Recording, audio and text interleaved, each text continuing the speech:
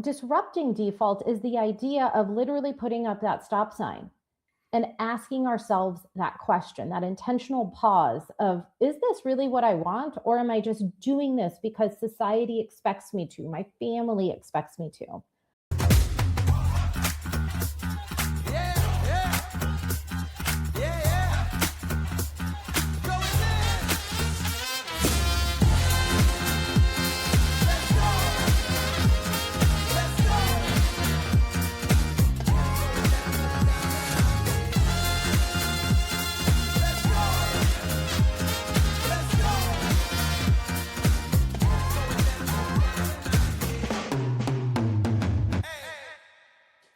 What's up? We're here. Welcome to another episode, Adventures in Business Live.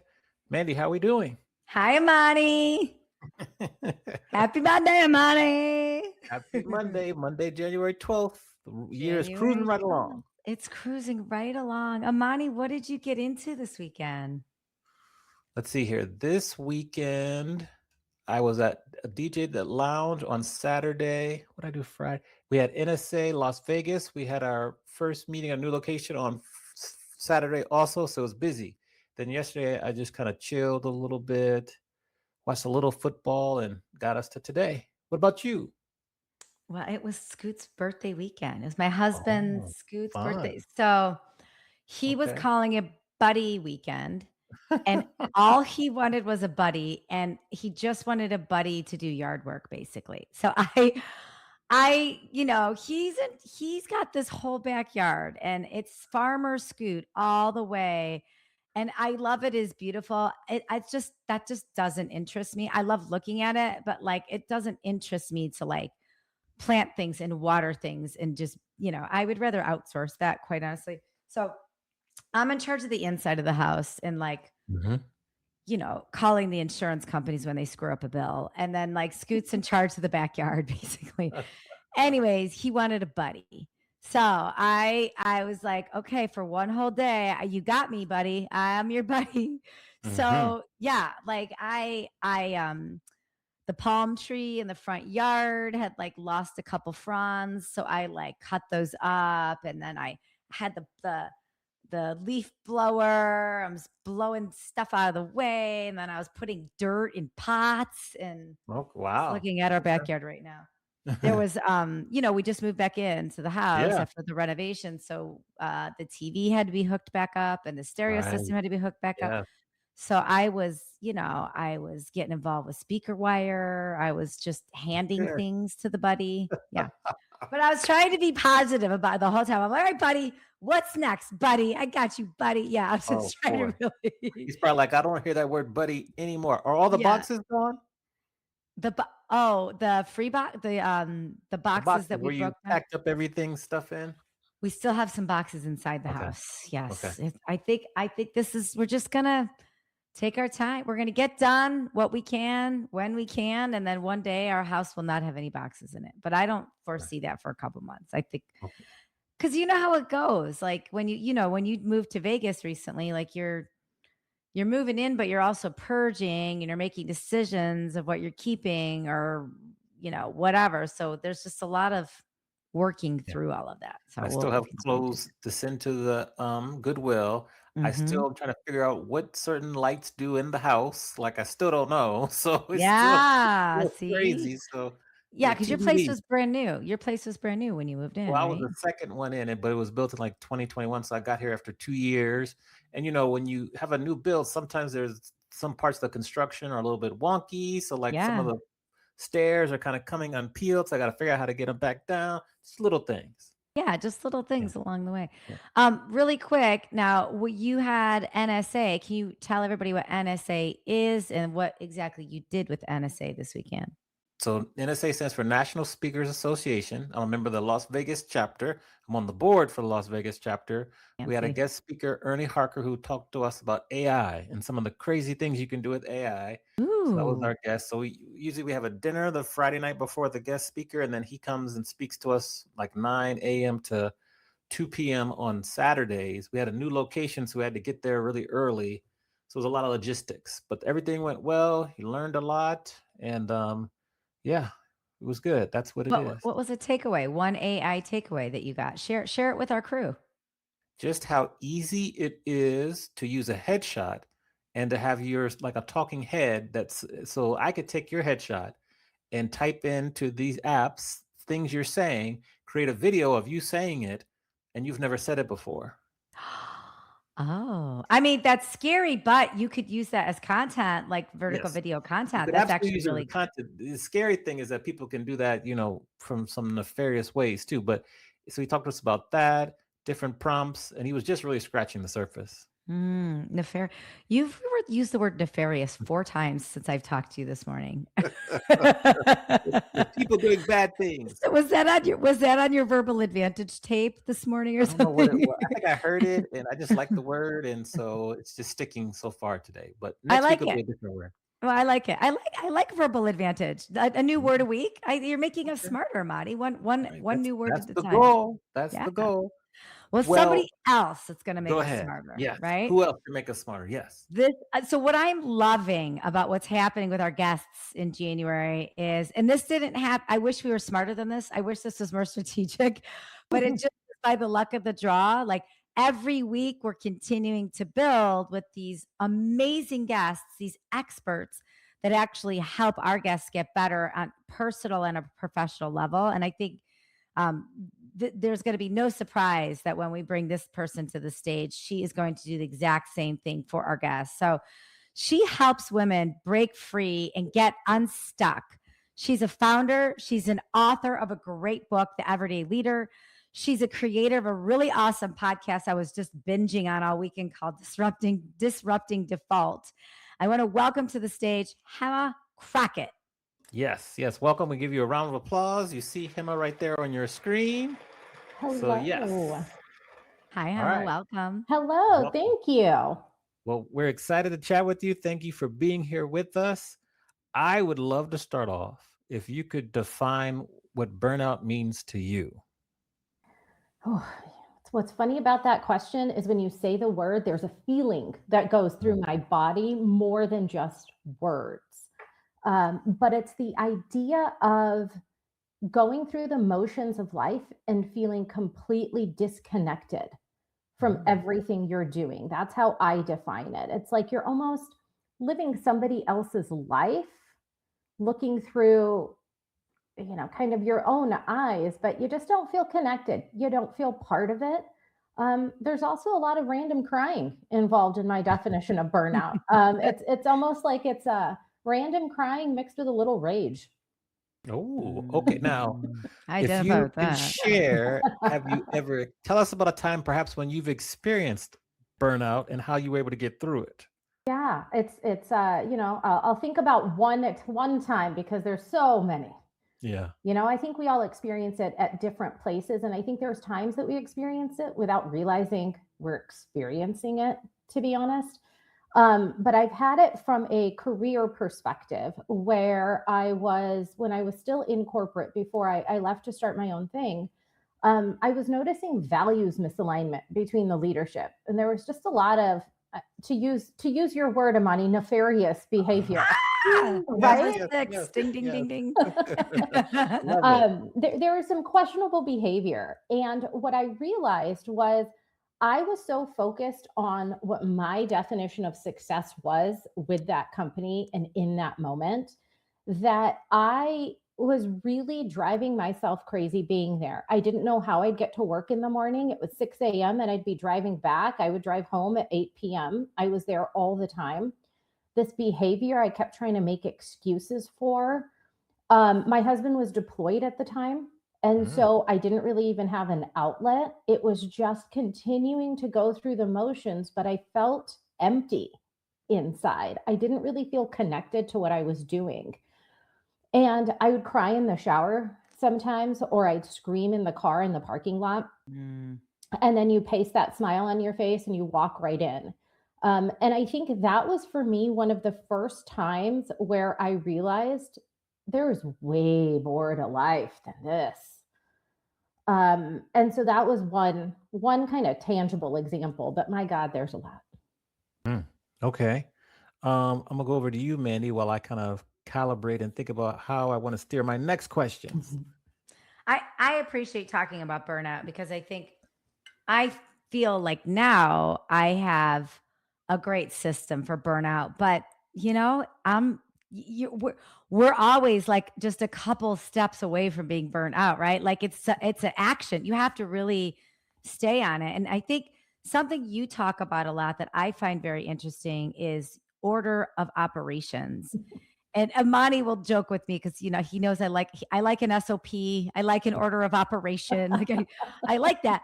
But what you talk about is how in life it's not linear, and how we think that we should have a specific order of operation, right? Like you go to school, you get married, you have kids, you have another kid, you get a bigger house, all these things you think you're supposed to do, and how you rewrote your own order of operations. So what did you think your order of operation needed to be versus how it ended up? It's kind of like those pictures, like here's what I look like doing a sit-up, here's what I think I look like doing a sit-up. Like, what did you think your order of operation needed to be versus where did it ended up?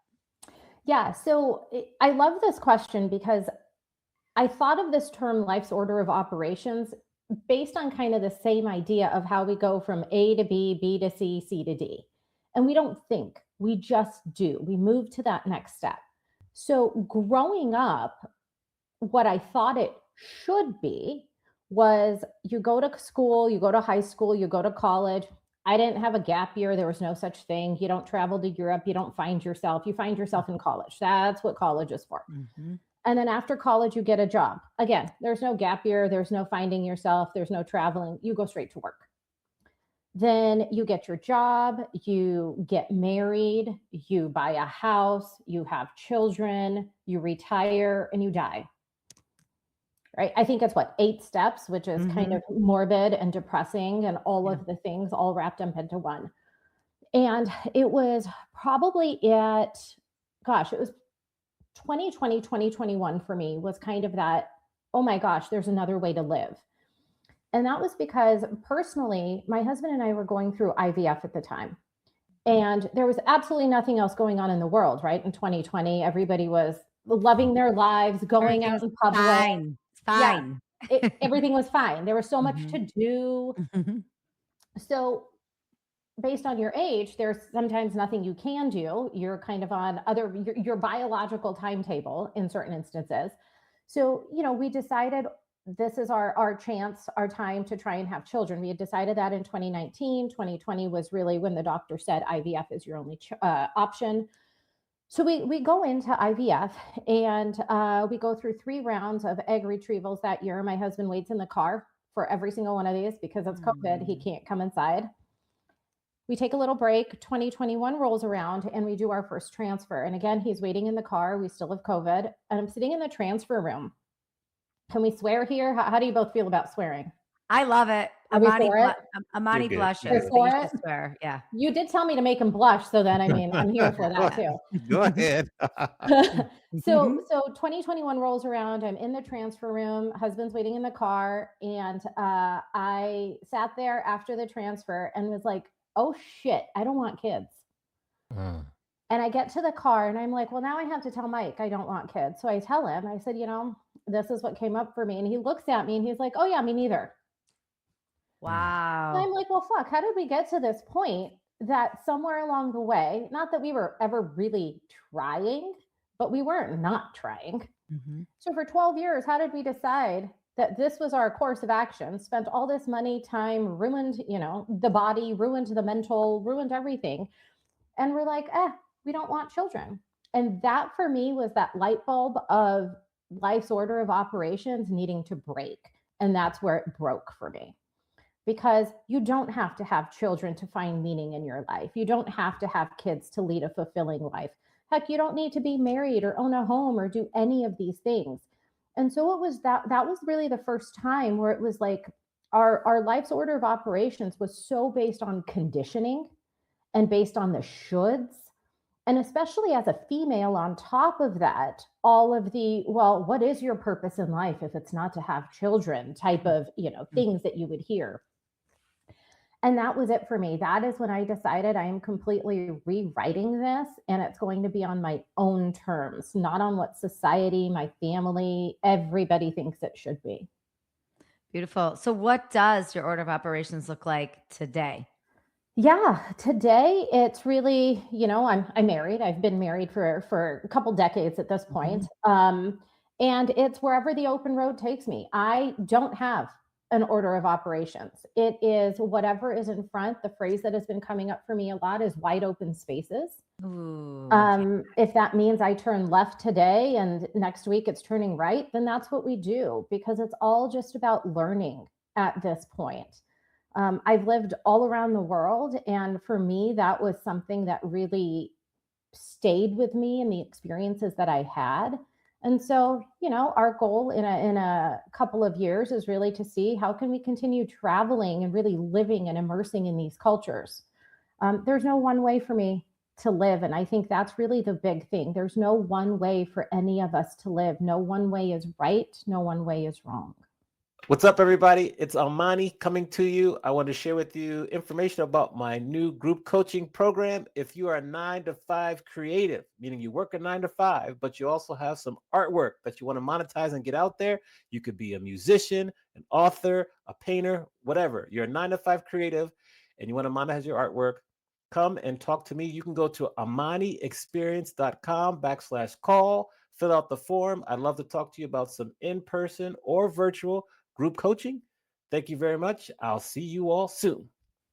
I appreciate you bringing that up but when we were in the green room before we started the show, we were talking about how you appreciate how we don't give the guests questions in advance because it gives space for people to think freely, and it gives us as interviewers the opportunity to take a direction in the interview we might not have taken otherwise. And I feel like that is just a metaphor for life. Like so many times when we write down these plans in magic markers and the plans don't go according to plan, we can't change the plan, right? But if you just write it down in pencil and know that you can erase it or resketch it, it just makes that order of operations shift a little bit easier. So I hadn't heard somebody saying order of operations before, but it totally makes sense.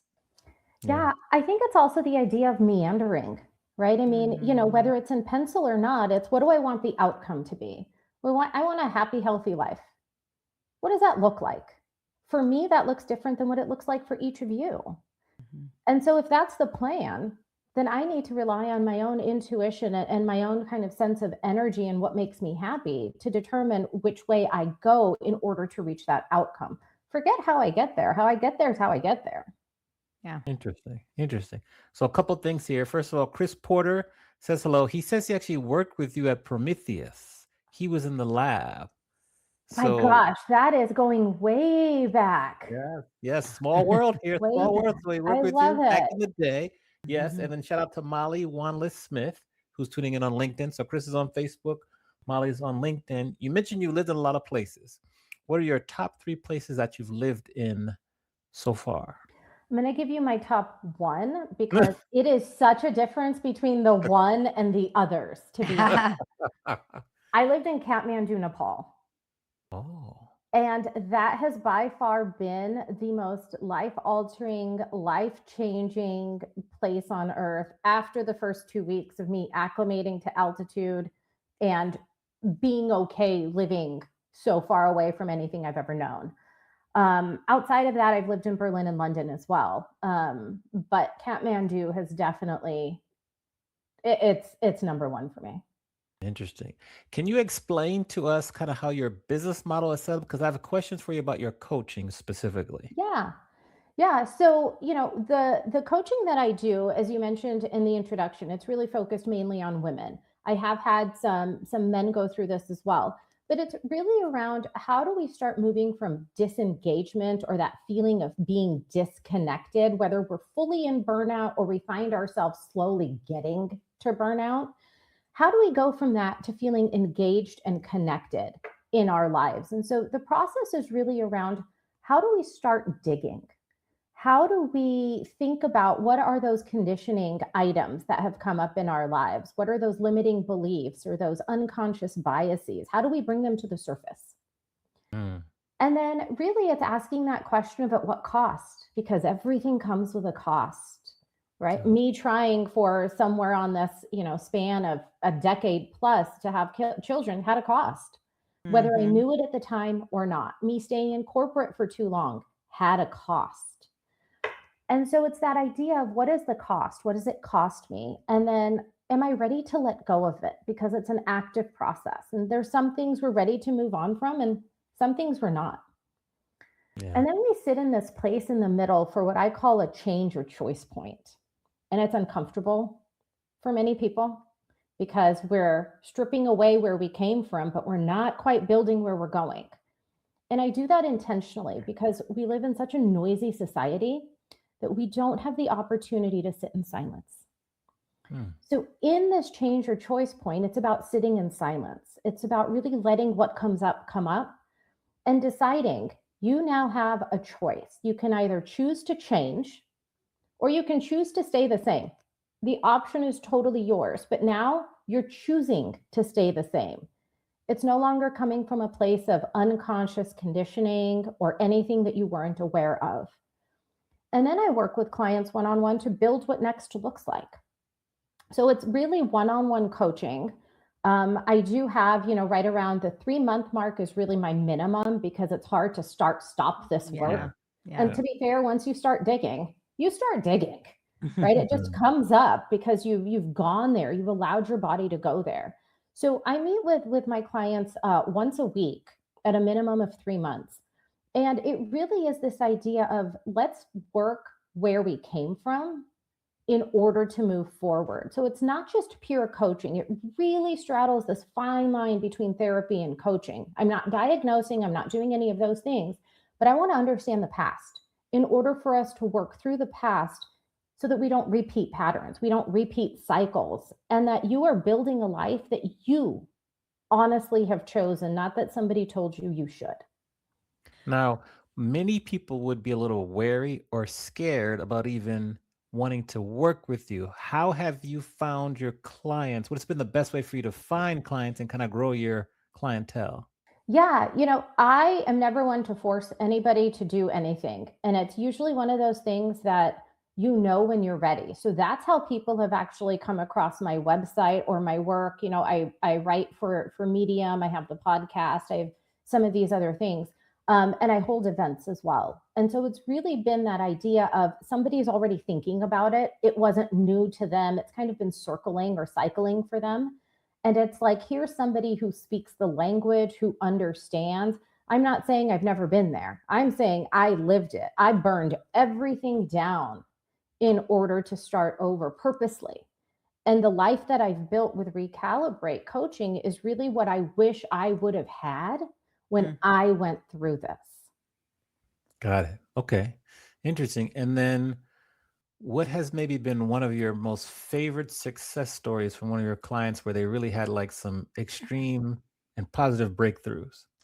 Yeah, it's somebody who what originally started as she was trying to figure out her identity from a work perspective, whether to stay corporate, start her own business.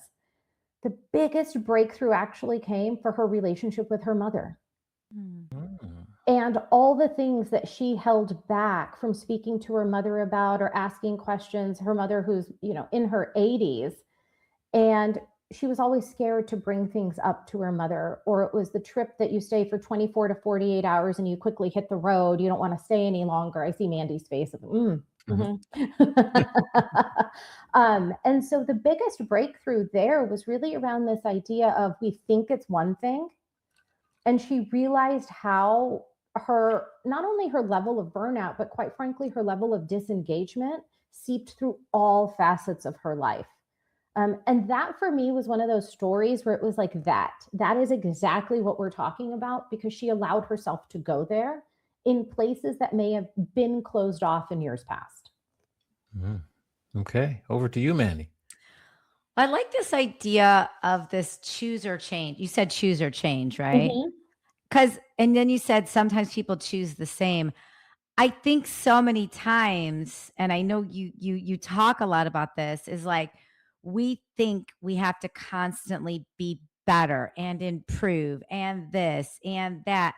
But sometimes choosing the same is just fine. Like it's totally okay to have one of those days. Like my sister calls it a newborn day. Like she just watches TV and then gets up to eat and then takes a nap. And it's just like this rotate. Like it's totally okay to have that kind of day. It's also okay to wake up the next day and have like a day where you're on fire. Like I wanted to explore that with you in the context of New Year's resolutions. So I think so many people feel pressured to create New Year's resolutions or new goals or this or that. And then other people are like guilted into it, kind of like you were into having kids, right? So, like, why do you think New Year's resolutions are a scam? And what would you like to say to people that just want to choose the same? Yeah, I think the reason that resolutions are a scam, and I can tell you, just listen to the episode that came out last So week of the good. So podcast. listen to the disrupting default. It's a very good podcast. Yeah. That's exactly why we wanted to tackle the topic, to be honest, was because I've been guilty of doing resolutions in the past, right? And what is it? It's lose 15 pounds. Okay, so January, you go to the gym, you're super motivated. February, life kicks in, you're tired, you have to work late. March, something happens with family. And then what happens? You're right back in this cycle of, well, I'll try again. I'll try again. And you start to feel down on yourself. And then it becomes not only have I not lost 15 pounds, maybe I've gained a pound or two just because I haven't had the ability to either exercise or eat well, or I'm just busy and stressed out. We start getting down on ourselves. And the problem is that willpower is actually finite. And it's based on these goals, which are actually somebody else's definition of how we should look, how we should behave, how we should present to the world. But if we start to look at, instead of resolutions, this idea of what's important in my life, how do I want to live my life? Then it becomes okay to have these newborn days, as your sister calls it. Although I would say that I do think that she's actually doing a lot in those rest days because she's helping the next day and the next day and the next day to continue forward. But this idea of resolutions is this place of what society thinks I need to focus on, and not what may be a priority to me. I also think transformation doesn't happen, all of a sudden the clock changes to January 1st and it's like, new year, new me. Let's start over. Let me forget everything from last year. We're going to be happy and we're going to do all these things. Transformation takes time. It takes months, years. And rather than allowing ourselves the time and the focus, we get so stuck on short-term goals. And so I'm a huge fan of baby steps. If my big goal is to live this happy, healthy life, well, I have facets to that. I have spiritual health, I have physical health, I have emotional health. Maybe that's doing 15 minutes of meditation, a day. That's important to me. That's not a resolution. That's just something I find important for this lifelong goal that I have. So I think it's about, redefining what it means to us and not resolving to be somebody that we're not. Yeah, I love it. And while we're here, I want to talk about default behavior and disrupting default. You talk a lot about that. My husband and I, we talk a lot about default behavior. I come from a big family, and he always says, like, whenever you're with your little sister, like I know exactly what it was like growing up with you two. Like you're just both clowns. Like but it's true. Like I can be whoever I am naturally, but like whenever I get with my little sister, I go into default behavior. And I don't think that's a bad thing. There's plenty of other default behaviors that are bad, but like we go back into being the two youngest in the family, like the clowns, like running the circus, right? And so my husband and I talk a lot about default behavior. We talk about like you are so accustomed to certain things that happen that you just default to what you're comfortable with, right? Yep. But then you build on that and talk a little bit about disrupting default. So can you just share a little bit about what that is and how you use that in your practice? Yeah. So the idea of default is really this idea of autopilot. We just do things. It's like driving a car. When you first learned to drive that car, you had to pay attention. Your mirrors, your seatbelt, if you went to traditional driving school, what was it, 10 and 2 that you put your Yeah. hands at, Yeah. right? Where your mirrors face, all of these things. And then as months went on, you just got in the car, put your seatbelt on, and started driving. You just kind of did it. It's on autopilot now. So the idea is, how much of our life do we just live on autopilot without stopping to ask, is this what I want? Am I happy? So disrupting default is the idea of literally putting up that stop sign and asking ourselves that question, that intentional pause of, is this really what I want? Or am I just doing this because society expects me to, my family expects me to? And that's part of my recalibrate coaching practice, especially at that beginning part where we talk about, at what cost? What has this default behavior cost you? The conditioning, the limiting beliefs that we have around ourselves. What have they ultimately cost us? And these can be small things, honestly, or they can be big things. I think when we talk about life's order of operations, the default is you buy a house because a house is a measure of external success. According to who? Right? Anybody who's owned a house knows it's exhausting. Mandy, you had all that housework or that yard work, right? Buddy work one day. Yeah, it was a lot. Buddy work is a lot. And you think about these things and it's like, okay, so I have a house and now what? Why do I care? And so it's making sure that we're not just doing things because we think we should, that these are our autopilot, kind of how we behave. It's about making sure that we cut that cord and we say, whoa, stop. Is a house really important to me, or is saving my money to travel the world more important to me? What are my priorities in this life? And that's how you disrupt default. Beautiful. I want to go back to the resolutions conversation. Do you have an activity that you recommend instead of resolutions? I recommend working backwards, actually. So starting with what's important to you this year, right? It doesn't have to be, the 3-year, 5-year, or 10-year stretch. Just what do you want to do this year, right? Maybe that's find a new job. Maybe that's quit your job and start your first company. Maybe that's run a marathon. Whatever it is, what is that thing that you would like to do? And then you work backwards. What are the baby steps you need to take to get there? Right? You're not resolving to run the marathon. You're not resolving to start your own company. You're just saying, this is important to me this year. And now you focus on that. So it's almost deciding what is that outcome and then working backwards. The reason I ask is that Mandy and I are doing an activity now. It's like a bingo card. So you have your bingo card for the year, and you kind of do just what you say. We're working our way backwards. We're putting things on that we want to accomplish, and then how we get there is how we get there. Yeah. Yeah. And I think what that also allows is you not to get down on yourself. Yeah. If something doesn't happen, right? If you have resolved to work out every day for 40 minutes and life gets in the way, now you're just like, man, I'm a loser. I have failed because I didn't do this resolution that I put on myself, which is unrealistic based on how my life actually works. Right. Yeah. So with the bingo card, it's like, look at all these cool things that you get to do by the end of the year. Yeah. We can get a win. We can get bingo. We can get blackout bingo. We can do all the things. That's right. All the things. You can't. But, it's funny, Imani, because as I was making the bingo card yesterday, I was like, I don't want to do it for the whole year because then I can't cross things off till the end of the year. So I actually did my bingo card by June 30th because I was like, I was like thinking about the micro goals. I was like, if I can get to this by this date, then all these other outcomes will happen. Like this is just like you said, a baby step towards those bigger things. And it helps, cross off another X on the bingo card. So I was like, oh, and then I was thinking cumulatively.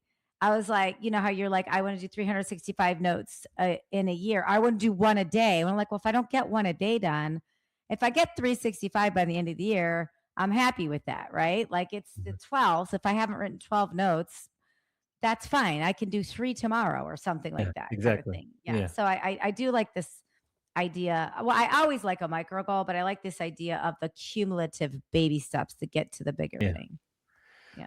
I also want to ask you about your book writing process because Manny and I are both authors, and I'm fascinated whenever I meet authors. So you've written 2 books. I have. What was the most difficult part of writing either book?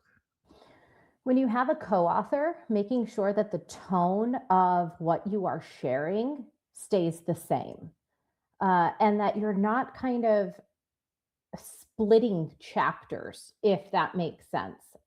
So if you have chapter 1, I'm focused on chapter 1 and the co-author is focused on chapter 2, or that you have very distinctive pathways. So for the Everyday Leader, which Mandy mentioned at the beginning, it's actually a book my husband and I wrote together, which we never thought we would write a book together.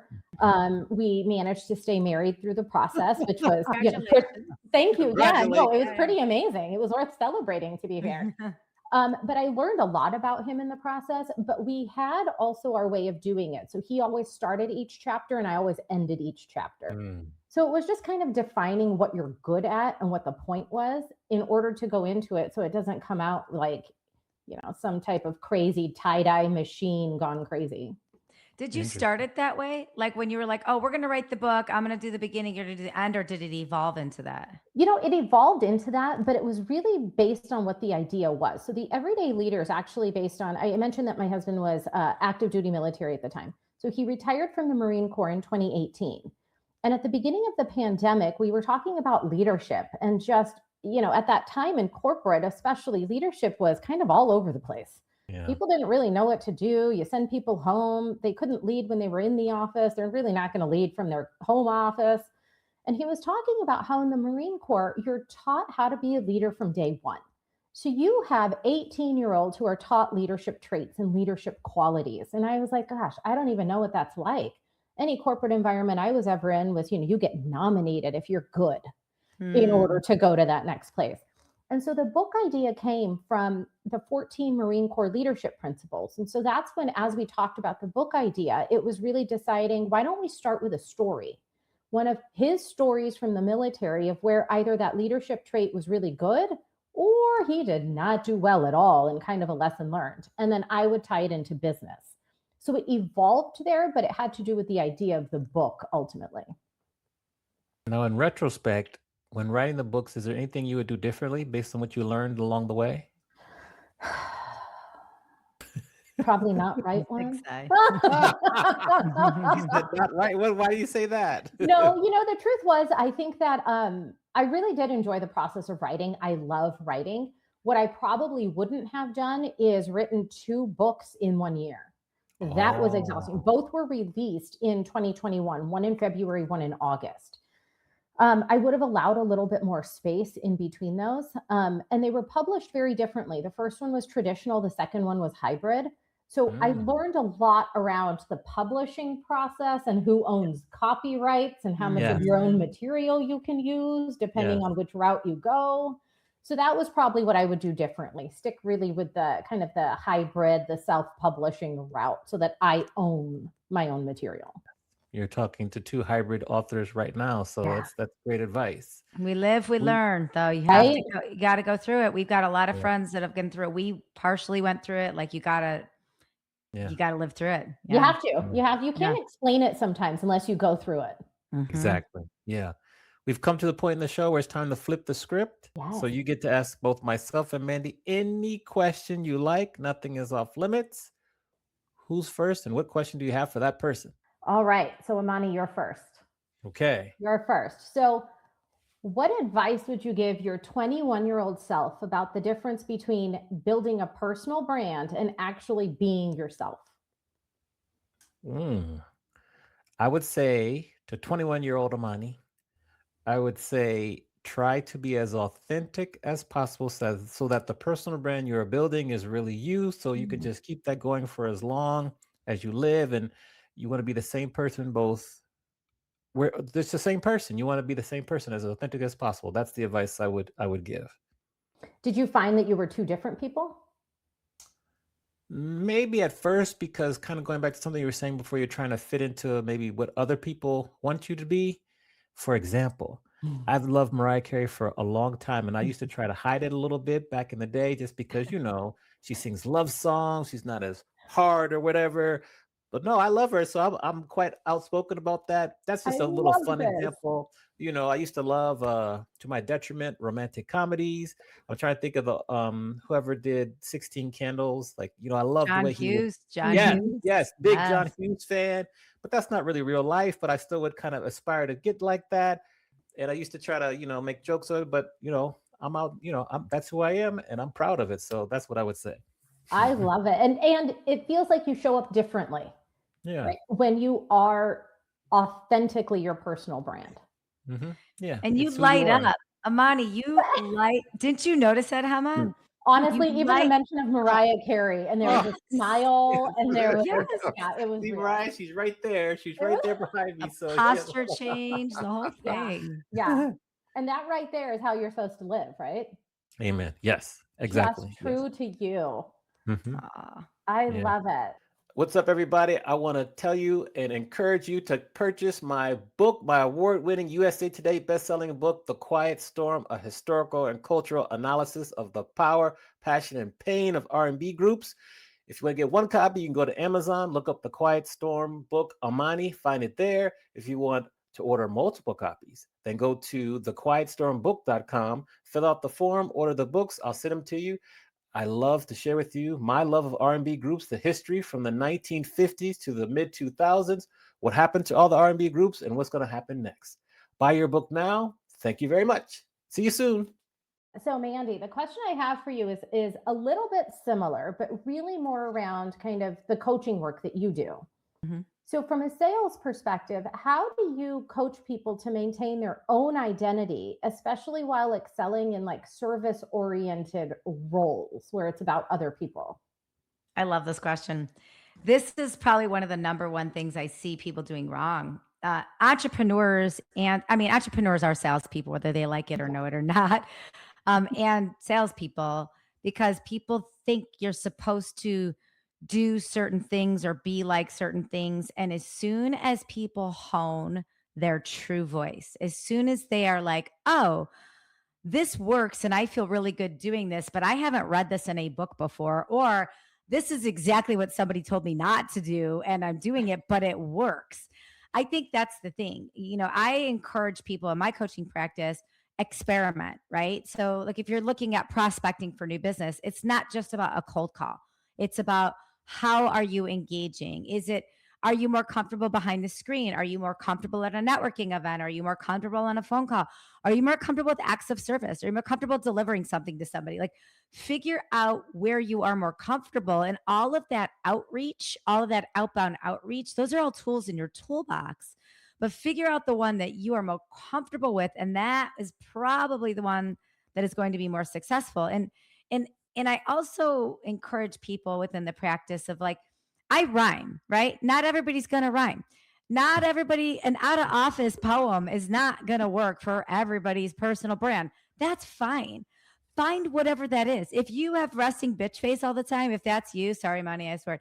If that's you, like, build on that. Like tell people that from the beginning. Like, listen, I don't like people. This is what you're working with, but I will work hard for you. I will deliver for you, and you will get the best XYZ ever. Like manage people's expectations and build on that. And it's totally okay. So yeah, we do a lot of like developing your inner voice work within the sales coaching process for sure. Great question. I love that because when I started my first business about 7 or 8 years ago, it was trying what other people had done and Mhm. it felt gross. Yeah, It it did does feel not feel gross. like me at all, but it worked for somebody else. So my brain at the time was like, oh, then it should work for me. And there's that Mhm. issue again. It should. And when I decided that I needed to show up weird and all, maybe we meditate before sessions, maybe we do Yeah. breathing exercises, maybe we get a little woo in between. Life's been grand Yeah. ever since then. Oh, I'm so happy you found that for yourself. And then you're also finding the right customers, because there's going to be some customers that are like, that's too woo woo for That's me. weird, right? I'm not into it. But that's also not a customer that you want, because if they're not open to that, they likely aren't going to be open to other ways that you're going to be coaching them as well. So I think it's like a mutual coaching experience too. It's funny that you say that because I see on TikTok and Instagram reels, I see these bros all the time trying to show people how to do cold calls. And they're basically trying to trick people. And I know that works for some people. First of all, that would never work for me as a buyer. As somebody that interacts with salespeople all the time, that just wouldn't work. I get really annoyed by that. But I can see how that would work. And as I'm watching that, I'm like, this would never work for me. Like I'm not a trickster. I don't like being tricked.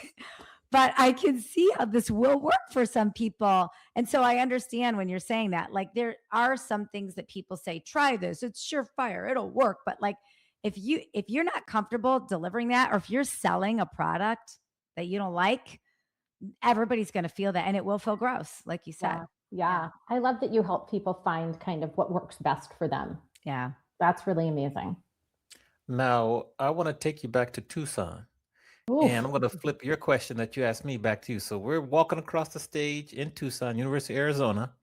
You've just graduated. Based on everything you learned in life, what advice would you give your 21-year-old self?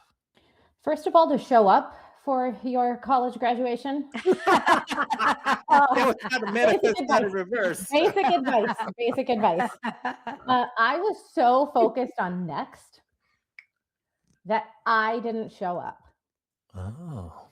Right. So I had actually graduated probably a week and a half after I turned 20. And I was ready for next. I had a job. I had all these things ready to go. And graduation was just that piece of paper that comes in the mail to tell you, hey, you did it.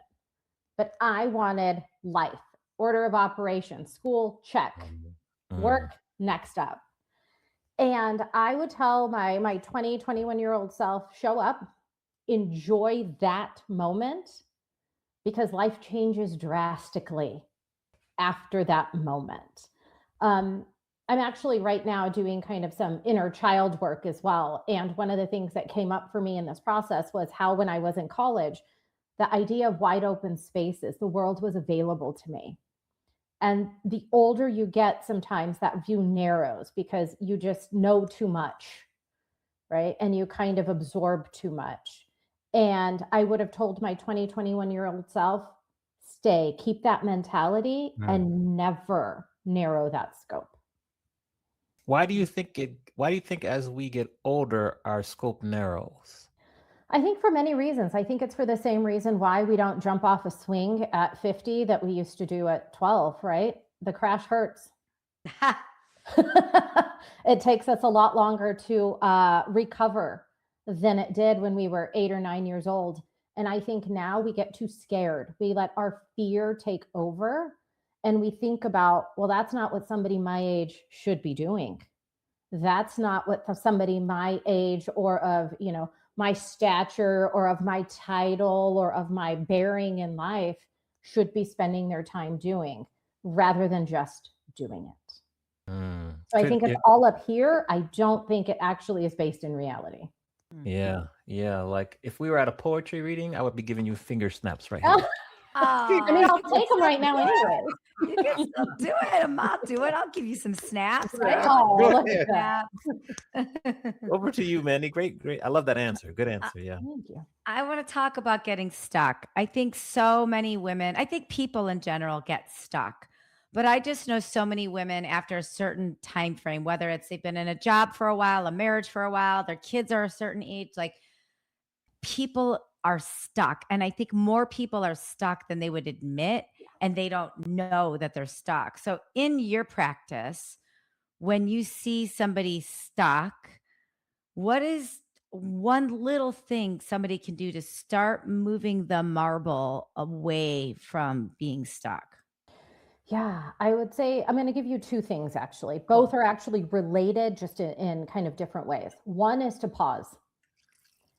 Again, we live in such a noisy world. If you open up Instagram, there's buy this, look like this, dress like that. I think if we just paused before we responded, before we pressed buy, before we ordered whatever it is, we would feel very differently, because we would take back control versus almost just reacting versus responding. 5 seconds, 10 seconds. That's it. Number 2, say no once a day. Right? Just start with once a day. How many times, especially as women, do we just say, yes, I'll do that? We have no idea how we're going to figure it out. We're going to figure it out. But it's exhausting, and it adds to burnout, and it adds to feeling like we're stuck, and it adds to the hamster wheel.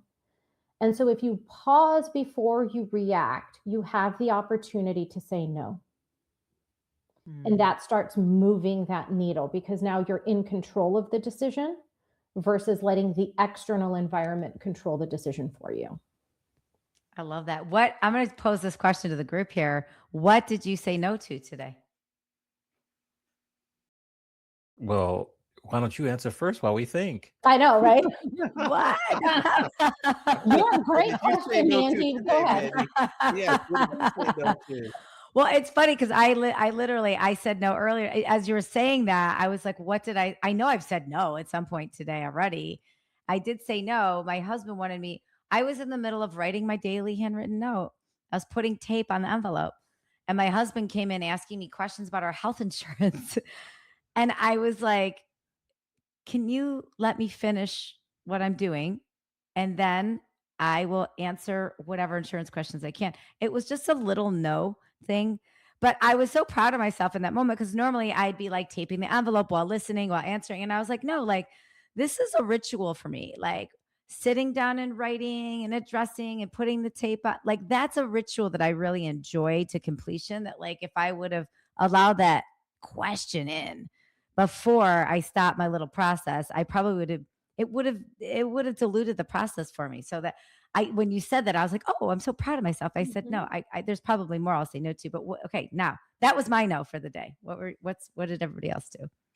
I think I saw my dog sniffing around in the trash, and I said no. So far, that's the one time. So yes, Good. Only one. I'm impressed. I think I've told my dog no at least 12 times so far.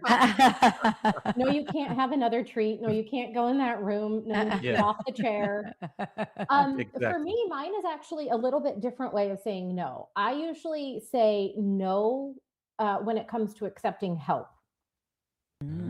And so today I actually said yes. So I have an event coming up later this week on Thursday, and I'm making little gift bags. And my husband said, do you need help? And my first answer was, no, I got this. And I said, actually, I do need some help.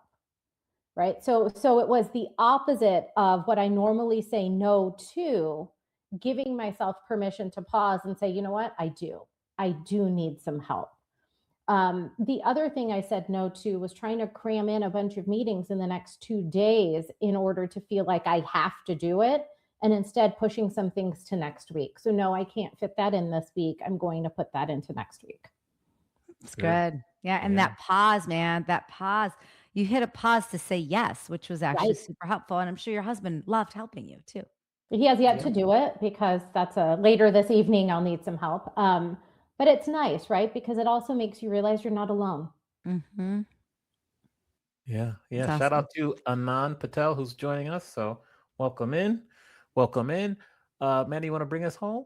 Yeah. I mean, you've spent an hour, a little more than an hour with us, and you've helped us, and you've lifted up our audience so graciously over this time. What can we do to lift you up and to support you as we move forward? Yeah, I appreciate that.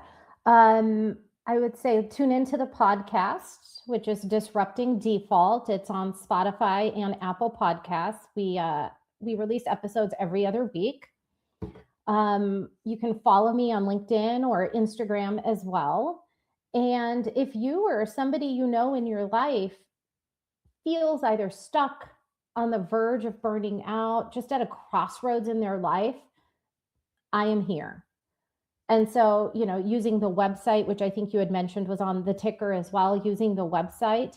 But I think I am also just a huge believer in this idea of human sustainability. So even if you took one thing away today and using that and putting that into practice around those in your community, it's about helping each other as we go along on this journey. And my goal is really, how many people can I affect, even if I'm not coaching them one-on-one? Beautiful. Wonderful. Beautiful. Yeah. So Hema Crockett, Hema, and then Crockett with 2 T's at the end. or go to recalibrate_Hema Crockett on Instagram and just connect. Hema's got a lot to share with us. Yeah. Connect. Yeah. I also write on Medium as well. So every other week, and my website has a blog too. So just other ways to stay connected and to get new content.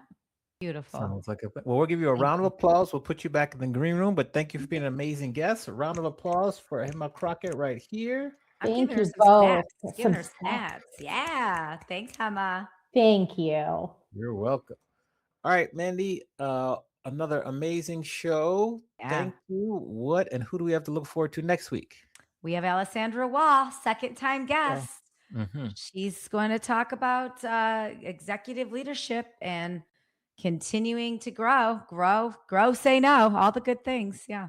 All right. Good. Well, make sure if you're watching or listening, you subscribe, rate, and review the podcast and live stream on the platform you're watching.